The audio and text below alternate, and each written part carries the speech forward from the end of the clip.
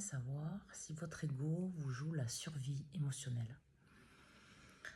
En fait, l'ego est considéré comme le protecteur. Sauf que il a comme protection la fermeture. Et il ferme à tout, positif et négatif.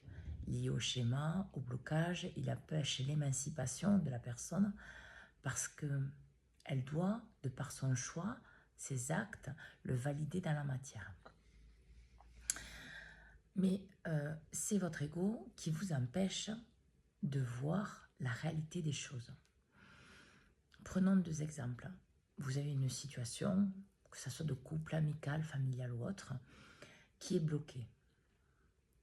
Si vous avez pris votre positionnement à l'intérieur de vous, c'est-à-dire que vous avez regardé ce que vous n'avez pas fait ou ce que vous avez fait que vous n'auriez pas dû faire, que vous avez travaillé sur cet émotionnel, que vous avez fait ce qu'il fallait pour vous libérer des souffrances liées à ça, peut-être des schémas liés à ça, peut-être des répétitions liées à ça, vous êtes en paix avec vous-même dans la relation. Qu'elle soit active ou inactive, qu'elle soit dans le début, dans le milieu ou dans sa fin, ou qu'elle soit éternelle.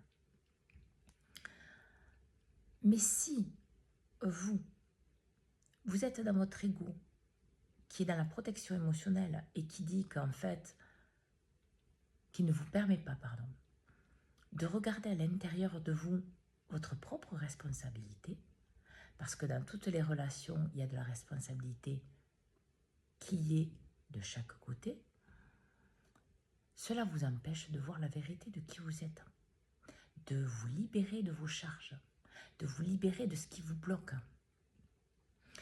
En fait, l'ego, il veut toujours avoir raison. Mais quand il est connecté à la souffrance et au passé.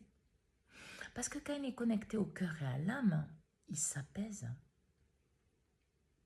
Il se stabilise. Pourquoi? Parce qu'il est aligné. Votre mental aussi ne part plus dans tous les sens. Il est aligné. Vous savez qui vous êtes, vous savez ce que vous faites, vous savez ce que vous avez fait.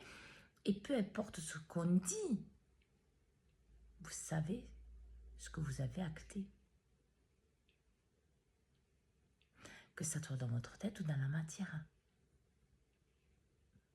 Parce que l'ego souvent va jouer que vous ne devez pas vous mettre en face de vous parce que vous allez souffrir. Mais être maître de ses émotions, dans la vérité de qui vous êtes, c'est être en face de vous. De voir vos propres responsabilités à l'intérieur et à l'extérieur de vous et d'acter cela dans la matière pour que votre ego, comme je vous le disais tout à l'heure, soit aligné, en paix avec lui-même.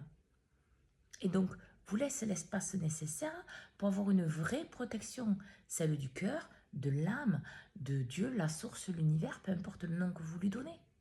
Parce que tant que vous êtes bloqué dans votre tête, dans l'orgueil, le jugement, la fermeture, que vous pensez être une sécurité, vous vous auto-bloquez dans ce que vous n'êtes pas. Alors réfléchissez-y bien et soyez à l'écoute de vous pour être pleinement vous-même et vous réaliser dans tous les domaines de votre vie.